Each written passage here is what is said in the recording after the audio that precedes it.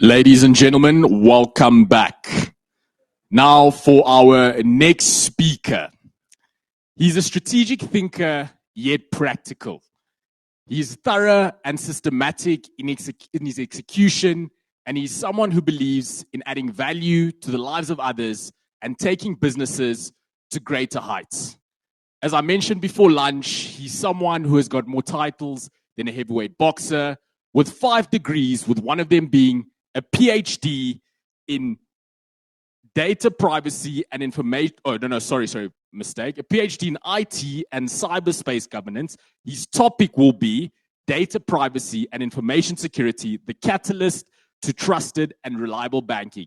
Let's please give it up for Dr. Sizwe Gwala.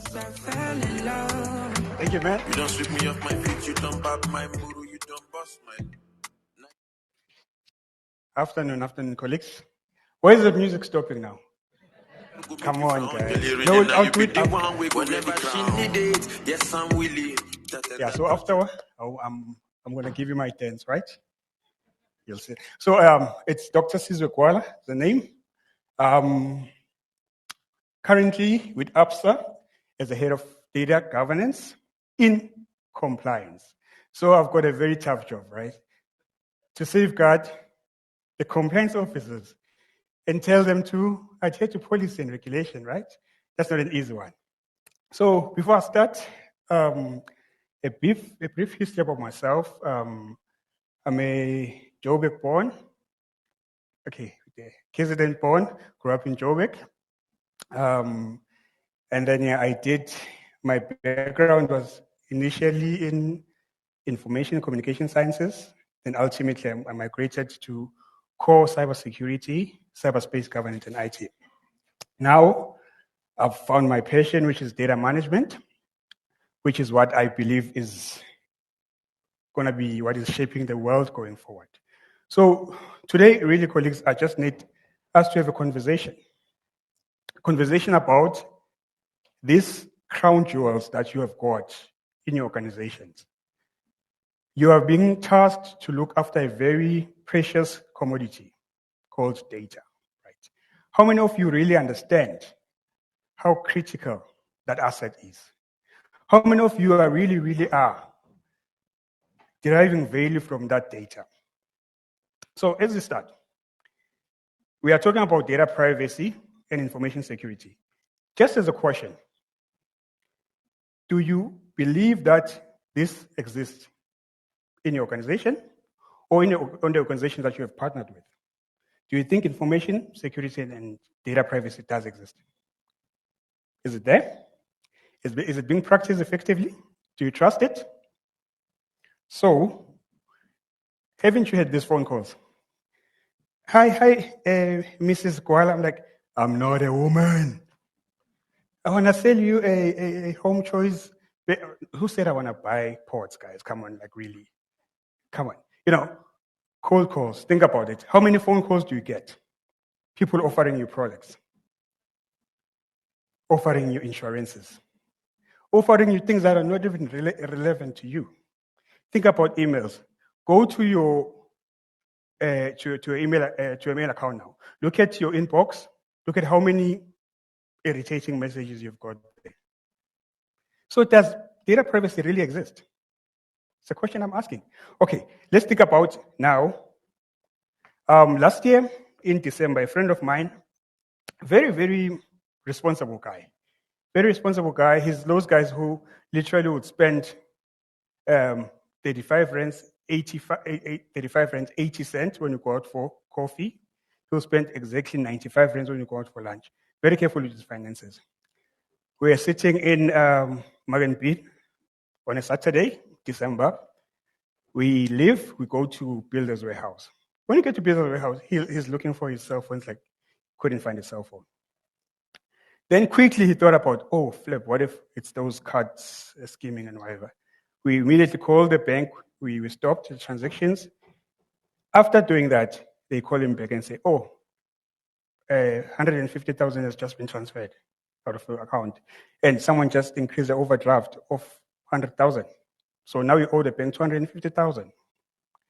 This is one of the most responsible people ever.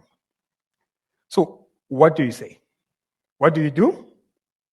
He's a victim of crime, right? Let's think about the apps.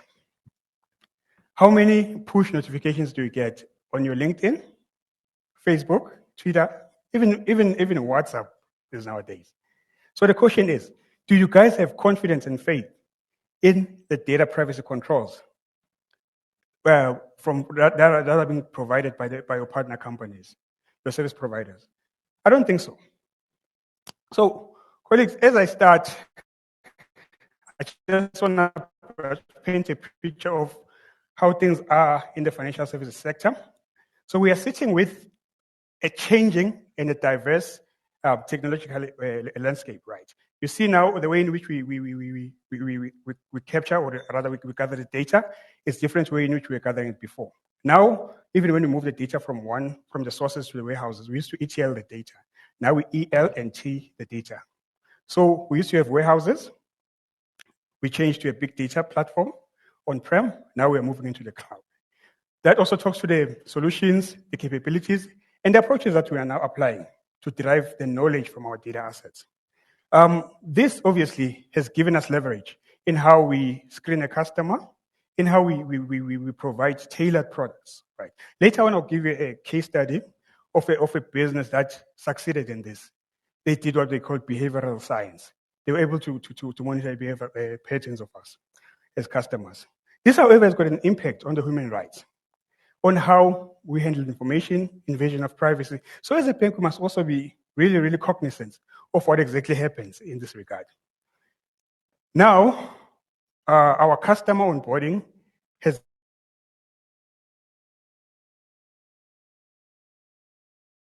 really impacted the PI. PI is personal information or personally identified information. Customer, financial products, and the non-financial, data. So now things are changing, really radically changing. So this leaves us with a problem. And the problem that we have now, we've got a lot of malware programs being deployed externally. Internally, we've got a lot of breaches, either negligence or malicious, intentional. Right? We've got a lot of issues that are happening. We've got a lot of regulations that we need to adhere to. But listen to this. There's no universal regulation that tells us how to handle data. We spoke about it just before we left for lunch. So meaning it's open to interpretation. A country can take that stance. We've got our POPI. But is it really effective because of we're a global bank? You know, we've got a customer who's currently sitting in Russia who was transferring money to Ukraine every day. How do you handle that data? Because of now they've been sanctioned. That's the problems that I have every day. So if I get old while I'm still young, understand. It's the regulation, right? So tomorrow, it's actually, I don't know if you guys are aware, it's the anniversary of our POPI Act going into enactment officially. 1st of July is a very important day for us, right, as a country. So we're supposed to be happy, we're supposed to rejoice because we are doing it in our organizations, right? Come on, colleagues. We are all POPI compliant, right? I'm scared. So we live in a very interesting country, right? Remember, was it last year or earlier this year after POPI was promulgated and then they hacked the information regulator? How nice is that? That is the best attack ever, I think, right? I think that was the best story ever. We say we're the information regulator, come to us. Then, we hit them with the hack. They just expose all their databases. It's an interesting one. So we have moved into a space where we've got multiple data touch points. Think about how the world has transitioned since the COVID-19 till now. There's a lot of unstructured data being gathered. The research says we are gathering more than more than 2 quads of data on a daily basis. And most of this data that we are gathering is unstructured. From the data that we are gathering, we are only using 14% of the data. Why? Because of it's the only data that we can analyze. Our systems are still a little bit backward, right? As much as we are moving in terms of visualization, credit scoring, and all that, the core data management systems are still backward. We cannot really apply a data management solution that will go forward. We don't have advanced data quality solutions. So what happens to the other data that we don't use? It's either we miss opportunities or we keep it exposed to data links. Think about, for instance, now I'm walking. The watch is busy monitoring everything that I'm doing. Hey, you ate a lot now. You must walk. You said, so it's gathering a lot of data about it's monitoring my behavior, right? I'm going to walk. As soon as I pass Clicks, I'm going to see an ad coming into my LinkedIn account. Clicks is running a special. They're invading my privacy, you know? As soon as so this past weekend, I went to visit my parents. So I've got a little daughter. Immediately when we got in there, we opened YouTube on TV. It suggested something that we were watching at home when we left. How's that for invasion of privacy? I said, who told you that I'm here now? That's wrong. You're not supposed to do that. But that's the nature of where we are. So it's either we take advantage of that as a businesses and monetize that, or we become victims. And think about Nokia, think about BlackBerry. You know, they didn't take advantage of the smartphone generation. Where are they now? So this is the sources of data. Unless you've got capabilities to analyze these data points, you will not survive going forward. These, however, they've also posed a lot of risks with themselves. So we must find a way of being creative in terms of managing them. So, colleagues, what is fintech?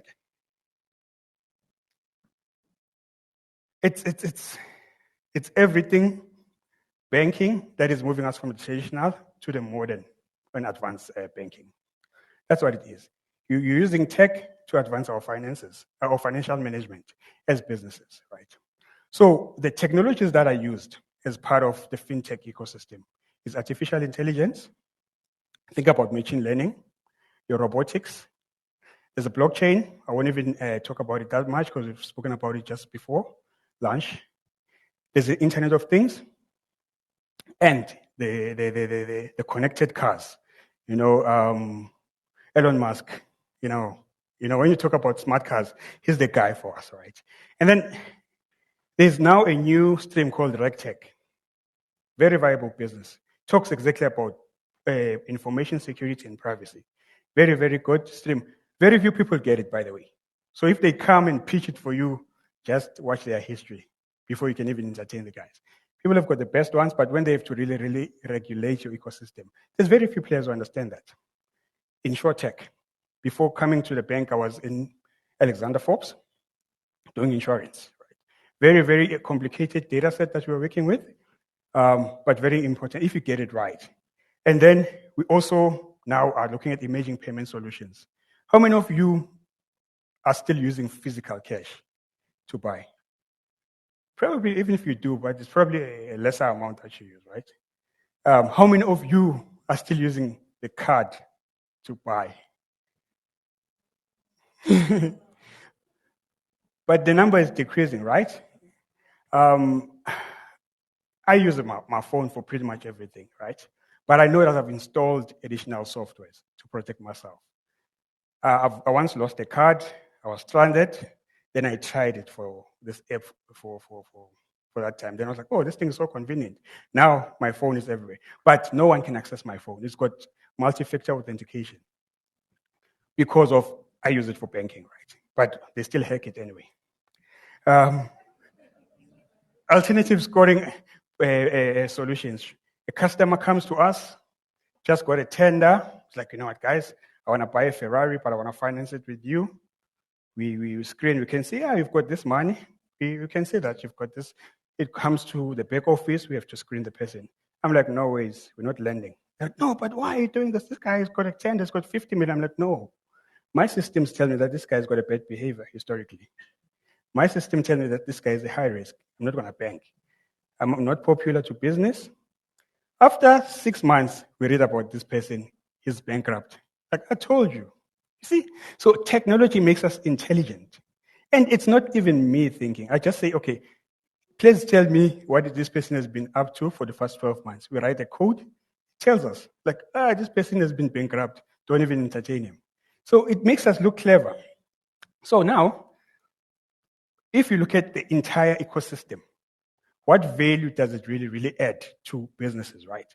There's a risk management component, there's a technology component, and there's the happy client, the people component.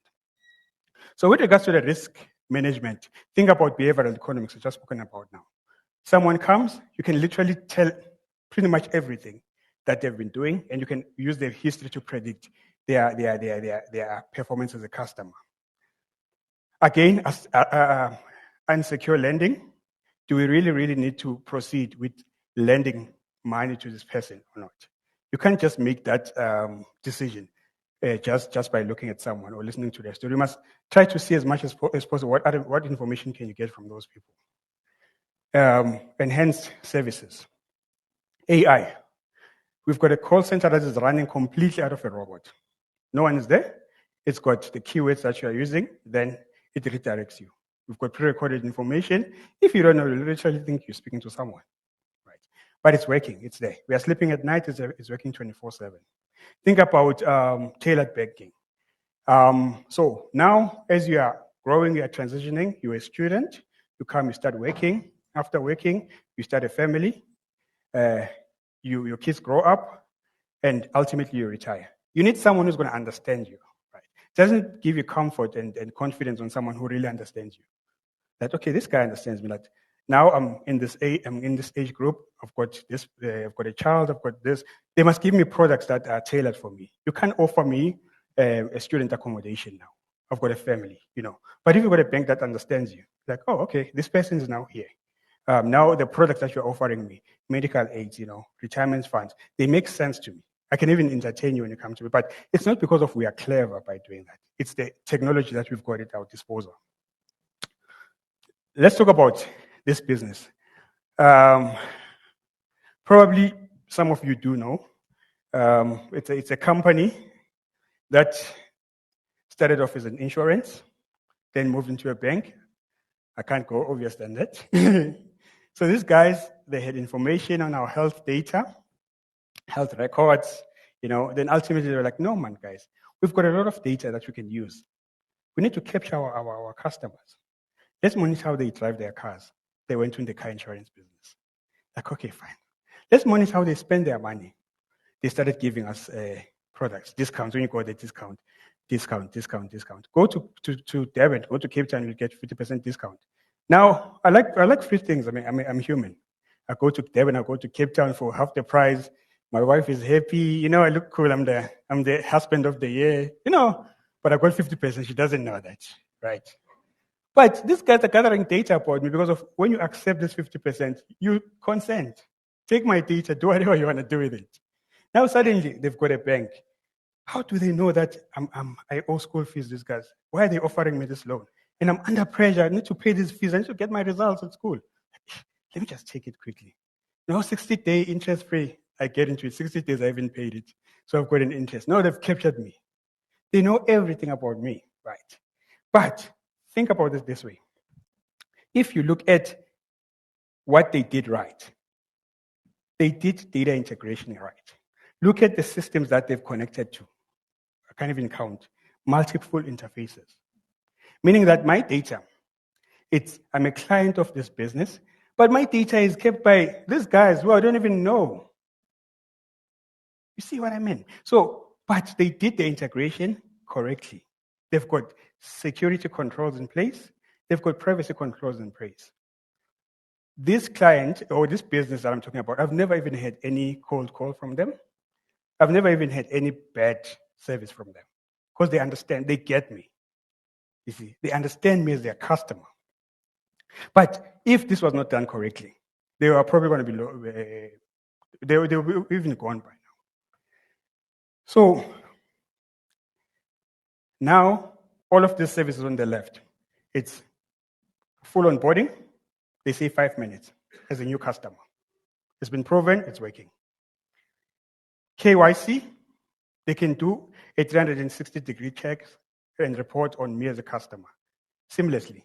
I can initiate a transaction and conclude it in the same day. To withdraw even from investment portfolios. I can do instant banking transfers. I can even order a card and get it delivered tomorrow. Right. We do that as Absa. We are trying to catch up with other players, but it's what technology enables you to do. So let me just give you another story. So I'm responsible for data management. So my role is to ensure that the quality of data is trustable, it's trustworthy, it's got integrity, and it's of high quality. So we were moving data from a warehouse into a big data lake, data platform, Hadoop. We got the services, we brought the data, we got this tool that we're using for data management. We profiled our data quality, we reported on it. We were good, we were happy, our customers were happy, they got the data, they started using it. But when they were using the data, they started calling the customers that we didn't have consent to contact. So now we are sitting with a bigger problem that when we were selling it to them, maybe we did lie, I'm not sure. You know, when you're under pressure, like, they must take this system. I have to pay this vendor. These guys must subscribe. Maybe we did tell them that. They say we did. So now the customers are complaining, calling the ombudsman. You are not supposed to call me. You're not supposed to call me. We're like, oh my. Now, my project is what? An epic fail. What do you say? I was not careful. I didn't understand what I was supposed to do from a privacy and security point of view. How many of you have done that? How many of you define the security requirements in your business requirements document upfront? Do you even define the sensitivity classification? Confidential, secret, top secret? Do you also define how that data must be stored? I doubt, right? It's something that we are still being introduced towards. So it's a way that causes us to change our thinking when it comes to privacy and information security, because of these are critical things. I don't want to talk to what happens when you're non-compliant. I mean, we all know that imprisonment, GDPR, it's there. I don't even want to go there. But data privacy in banking. So if we talk about data privacy, it's a branch of data management that deals with handling personal data in compliance with data protection laws. As I did say, that there's no universal law. Each and every country has got its own regulations. EU has got GDPR, we've got POPI, there's a lot of regulations, right? But the caveat becomes when you have to touch a customer who cuts across multiple countries. How do you handle that? Personal data is any data, including special personal data relating to a living person, a natural person, and a jurisdictional person. Any data that can be associated, that you can use to be associated with me is my personal data. My name, surname, ID number, everything that belongs to me is mine.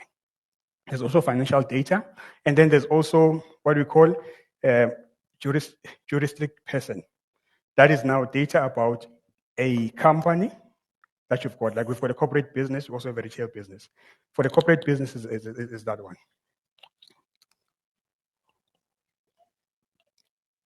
So how do you process personal data, right? We've got what we call a minimalist policy or minimalist rules that we have. You only gather data that you need for a special purpose. So that means if a customer comes, you are not allowed to request data that you're not going to use for that transaction. You must also declare what you're going to use the data for. How many of you, let's be honest, how many of you really read what we call the privacy notices? The long thing, you're like, you know what, no man, I'm just going to take, right? So a privacy notice is a very critical piece of information that we all need to memorize if you're in the data management and data privacy or security space. Basically, you must quote this verbatimly, because a customer has got every right to stop you and say, hey, what does your privacy notice say? If you can't answer it like me, I defined it, but I can't even say, I don't know what I was writing there. So I'm honest now. We did write it there. We look so clever there. We changed the weight and no, don't use, we just, change it nicely there. But if you can ask me what we wrote, I don't know. I haven't read it, but I've accepted it as an employee and a customer of the bank. So privacy notice comes in various forms. There is upfront, which you normally get when you are coming in for as a customer for the first time. They'll show you their privacy notice. Then you just sign it that, okay, you are consenting for information to be used for 1, 2, and 3. You are willingly giving it to them. There's a just-in-time, right? Just-in-time will be if there's a big change that is happening. You must push a privacy notice to inform your clients and your customers so that they will know, oh, okay, guys, This is what we are trying to do now. This is the change that we are bringing. And with the data that we are gathering, this is what we'll do. Thirdly, there's an in context, which is pop-ups. Think about your app when you're on Facebook, LinkedIn, Twitter, you've got those pop-ups which continuously come, and they will not allow you to progress until you accept it or you decline it. Think about the periodic one when we have to do, let's say we are moving from one place to another, or we are moving from season to season, and the weatherman wants to get some data from you, from your cell phone. You've just changed from one region to the next. The persistent ones, the ones which are always there. A billboard that you normally have is a traditional one, and then the on-demand ones for the dashboard. So there's different ones, but we should ensure that we've got some form of privacy notices for ours. Come now, let's link this. Let's juxtapose this with information security. What is information security? It's all about safeguarding us from the common attacks that we get as customers as well as employees of an organization. Just to take two, I just spoke about credit card fraud. On the other side, as an employee, you probably get something like a DDoS, right? Or maybe even a ransomware attack, right? Unless we understand the threat environment, unless we measure it, unless we are able to quantify it and then take it forward. So as a bank or any other business for that matter, we are communicating in terms of risk types. I'm sitting in the financial crime risk. I also have reputational risk and conduct risk. Those are my risk types that I'm responsible for. But we segment them and then we put them together. Information security normally lies as the second risk type. So it's high priority that we rate it. There's a term called the key risk. Once something becomes a key risk, it must have a fully fledged risk management solution next to it. So, and then if you look at now how it's currently being practiced in the banking environment, right? I'll just touch briefly on the common concepts, which I'll share the information with you and you can take it further. There's perimeter security, which now links us back to the traditional physical security. There's a multi-factor authentication. I'm sure we are all aware of that. As you go to a new platform, you get a token or SMS using the device that you've registered. There's patch management, which they normally use in the apps as well as our systems. There's awareness and training. By the way, how many of you, when last did you go for a cybersecurity awareness training? More than 6 months? It's quite long, right? But it's supposed to be done at least every 3 months because the threat space always changes. There's third-party partnership. Only partner with the guys that know what they are doing. So for you to make sense to your stakeholders, right, you must be value-driven. Because of where we miss it normally, you'll find that the data management, the data privacy, and the security team, normally we don't get that impact that we normally get, that we are intending to. Most of the time it's because of we have a separate security team, a separate data team, a separate infrastructure team. Yet we are working for the same organization. We forgot one important thing, that whatever you do must support the group-wide strategy. And when you plan your plans, your strategies and your objectives, you must always start with the strategic objectives of the group.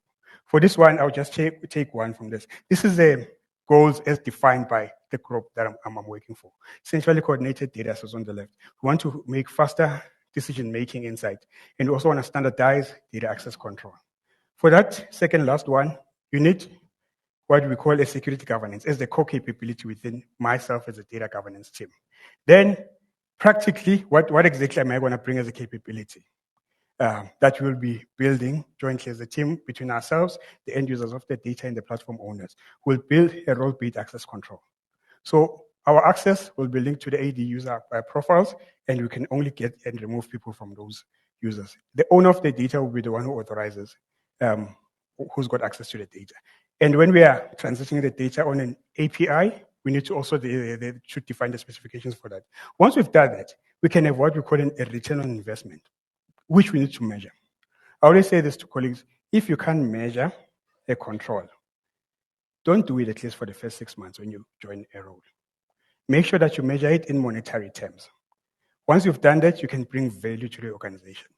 And you will ensure that whatever you're proposing is going to be something that's going to make you sustainable, but also you're going to be having happy clients at the end of the day. So colleagues, I'll stop here, right? And that's that we discuss, right? These are common return on investment components or categories that I normally put forward when I talk to my stakeholders. I say, I can give you access to enriched data, which is integrated to external sources using a secure pipeline, an API. I can democratize data in an authorized format. I'll build a catalog, but who's got access to that? It's going to be controlled and commanded by the data owner. We'll improve our reporting and data quality, and then we'll have regulatory compliance. By then, I'm taking the POPI, I'm taking the GDPR, as well as all the other regulatory controls, which are deemed essential. So, colleagues, I'll stop here and invite questions or discussions. Do you have any questions? I'm sure you should have questions. It's my sister. Thank you so much for the presentation. Very insightful. I just wanted to know your thoughts around personalization in terms of banking products, where we're at right now, and the future of it. Do you think we've taken it as far as we possibly can in terms of personalizing actual financial products for customers? And if not, what are the limitations to how far we can take personalization in this industry? Thanks. Sure. Actually, to be honest, to talk as a banking employee, Absa has done that, everything. We've mastered the mass. I'm kidding. So, you know what? I always say that we still have a long way to go. We've done quite a bit of work as a business. Think about this Bank Zero. Think about Discovery Bank. Think about FNB. Think about all of those Capital Bank, you know. I think what they did, they didn't focus on the traditional banking capabilities. They focused on understanding their client and getting to see what, I mean, the fact that they launched a product, a bank account for that, was it 2 rands or 20 rands, and they even gave that person a black card. You know, it gives someone that estimate, I've got a black card. So what it means to me is we've gathered a lot of data. We understand as a sector. But most of the data that we have, we don't have the data management capabilities to analyze, to interpret, and we also don't know how to close the gaps which are missing in that data. So data management as a discipline is still slightly behind. Privacy, security, they are far ahead. We've got AI-driven solutions. However, what matters is the quality of the data. Build your solution, but what are you going to show? High quality data. If you can't fix the quality of data, don't even buy the solution. So to answer your question, we are going in the right direction, but we are not there yet. Let me make a simple example. How many of you have went into a bank that you're already banking with? You've got a product with, you are going to either buy a car or request a loan, then they say, okay, please give me your ID copy. Isn't that irritating? The data is there, but it's not talking to the other systems. You know, that's what I'm talking about. Last 2 questions. Okay, thanks. It's a great presentation there. So, just wondering, how do you balance the privacy principles with the value proposition to your customers and to your stakeholders? Thanks. Maybe I'll take both questions.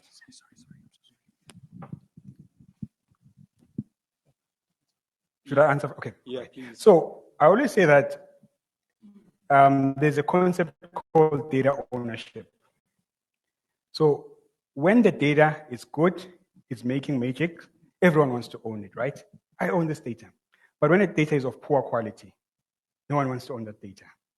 So you always attack it from the angle of data ownership. And it's easy to find a data owner. Who brought this data into the organization for the first time? You own it. Simple as that. It's not as easy as I'm saying it, right? So the minute we get the data, we use it. Before we productionalize the data, we must get an owner.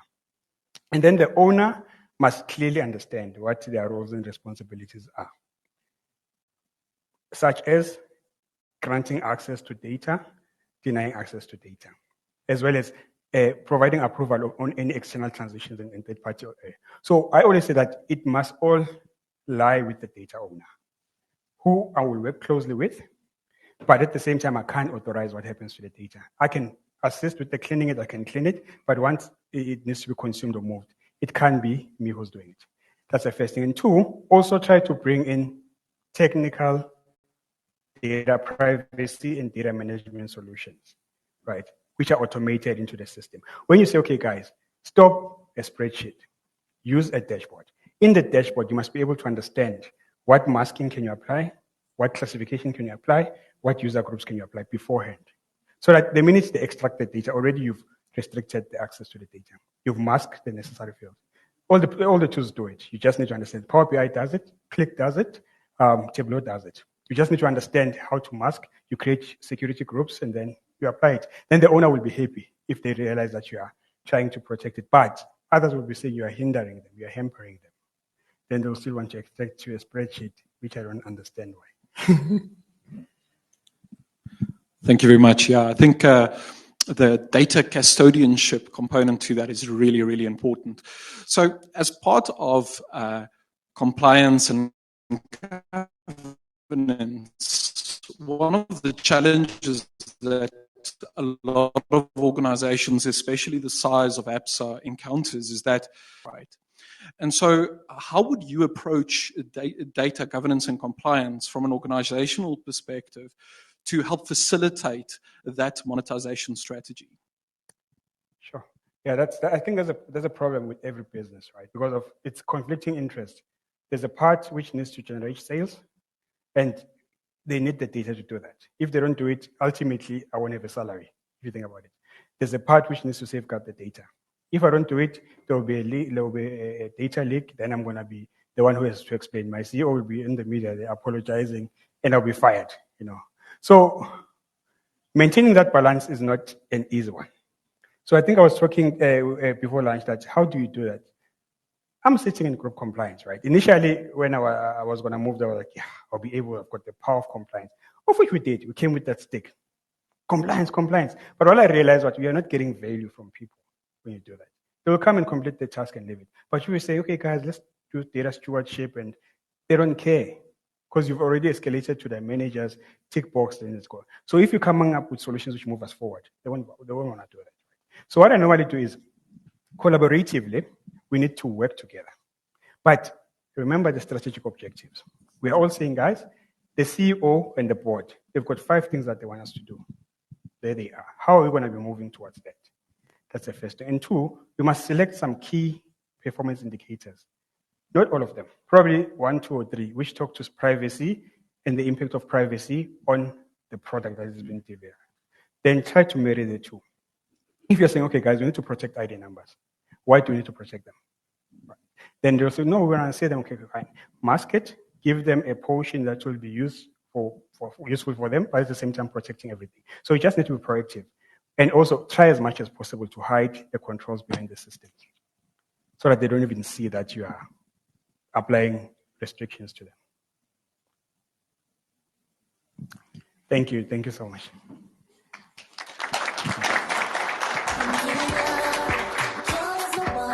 Thanks, man.